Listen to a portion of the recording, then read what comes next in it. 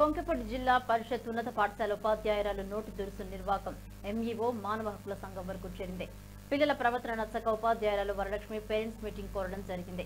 విద్యార్థులు తరగతి గదిలోనికి cell phones తీసుకొచ్చి టీచర్స్ కి ఫోన్ చేసి దుర్భాషలాడడం జరిగిందని వరలక్ష్మి తెలిపారు.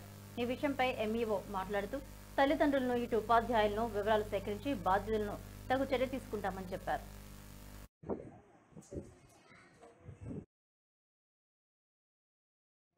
చూసాను చేశాను నేను కూడా అప్పట్లో వచ్చి స్కూల్కి పరిస్థితి ఎట్లా ఉందో పిల్లల తల్లిదండ్రులు పిల్లల ప్రవర్తనపై ఎలాంటి నిర్ణయం తీసుకుంటారని తప్పనిసరిగా మనకి గవర్నమెంట్ స్కూల్లో వచ్చే పిల్లలు పేరెంట్స్ వాళ్ళ పాత్ర కొంచెం నెరవేర్చాల్సి కాబట్టి టీచర్స్ కొంచెం వాళ్ళకి కంపాషనేట్గా ఉంటే బాగుంటుంది. పిల్లలకి వాళ్ళు హెల్ప్ అవుతారు. టీచర్స్ కొంచెం మార్గదర్శనం చేసుకొని చదువుకోవడం వాళ్ళతో మంచి అవన్నీ నేర్పించుకుంటూ వెళ్ళాల్సింది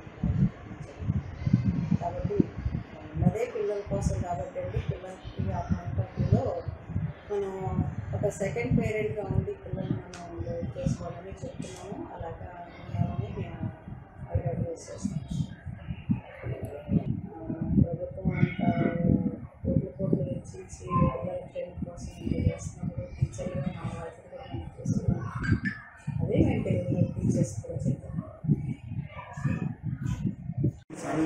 చెప్పి శ్యామలా టీచర్ ఎందుకంటే పిల్లలు 9వ తరగతి పిల్లలు 1-2 సార్లు కూడా కొంచెం చమకానికి ఫోన్లో మాట్లాడి చమకానికి ఫోన్ చేయడం కానీ ఒక పిల్లవాడికి స్కూల్లో ఫోన్ తీసుకుని హెచ్ఎం గారి నెంబర్కి వేరే టీచర్ గారి నెంబర్కి చేయడం వాళ్ళు అలర్ట్ చేయడం అని అంటాం నిమ్మకాయలు తీసుకొచ్చడం.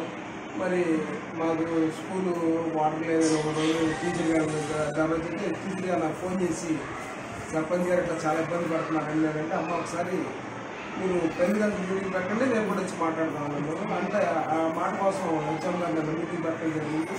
నేను అనుకోకుండా మా అమ్మగారు ఎన్టీఆర్ జిల్లా తిరువూరు ఎంఆర్ఓ ఆఫీస్ కార్యాలయంలో గిడుగు వెంకట్రామమూర్తి జయంతి సందర్భంగా ఆయన చిత్రపటానికి పూలమాలలు వేసి నివాళులు అర్పించారు. అయితే ఎంఆర్ఓ ఉదయ్ భాస్కర్ రెవెన్యూ సిబ్బంది పాల్గొన్నారు.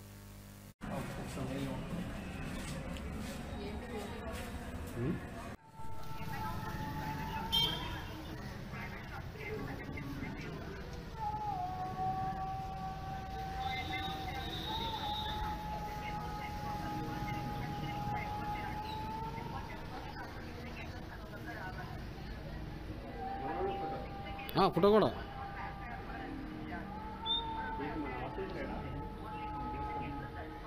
మధ్య